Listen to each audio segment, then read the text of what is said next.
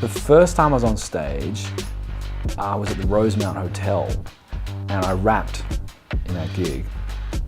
And it was actually one of the worst gigs I've ever done. It was horrible. I'm Brian and I'm a rapper, freestyler, instrumentalist. Actually, I wouldn't say that. Let me change that. Yeah. I'm Brian and I'm a rapper, beatmaker, instrumentalist. Yeah, so I've played piano from 5 and then violin from 7 and then trumpet from 11 and then guitar. Probably in the last sort of 6-7 years I've played guitar, and that I think gave me a big advantage when it came to writing music. Sometimes you do get stuck on the inner critic. It comes up at the strangest of times too. Any freestyler has had that happen at some point. And then you've got to figure out a way of dealing with it. You're not going to have one answer that just solves all your problems. You know, for years I've meditated, and I think meditations shares some similarities in the sense that you have to learn what to pay attention to, and then everything else can kind of fall into that, you know, or fall away. But yeah, my first gig was horrible, probably my worst gig ever. And people were coming up to me and saying, like, oh, that was amazing, I love the beats, like, blah, blah, blah, you did great. And all I could think is like, why are you lying to me? Because once you get up on stage, you realize if you're not prepared, how you're not prepared, or what it's different to what you visualize. It's a big learning experience. Collab is a sort of live songwriting collaborative process.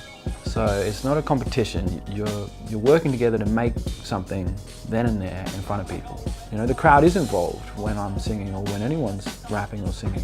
The crowd is part of them. It's drawing it out of them, and you're feeling the music. Everything that's in here is coming straight up, and as it's happening, whatever you're about to say is perfect.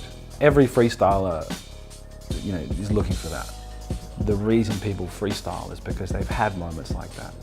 You can't just go back and do the same thing and then you're killing it. No, you've changed. You're a different person from minute to minute, day to day. So you got to be ready to find, okay, where am I now? So 3 bits of advice for overcoming doubt. First of all, use it. Step into it. Your natural inclination is to try and fight it. I think it's okay to doubt. And then the second thing would be, you have to know when to stop dwelling on it. And that's something I think from experience, it just takes time. But there are some things that the more you think about, just the worse they get. And that's, I think, probably the third bit of advice then is how you pull out from being stuck on something.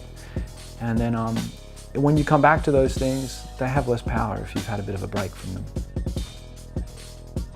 Every time your inner voice comes up to block you, it's usually going to be in a slightly different form.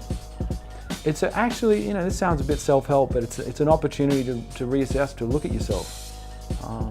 I think if it was always easy, you sort of start to become less aware. The doubt, that insecurity makes you look at yourself, and it's a wake up. You know, it's yeah. Please make some noise for the Collab band.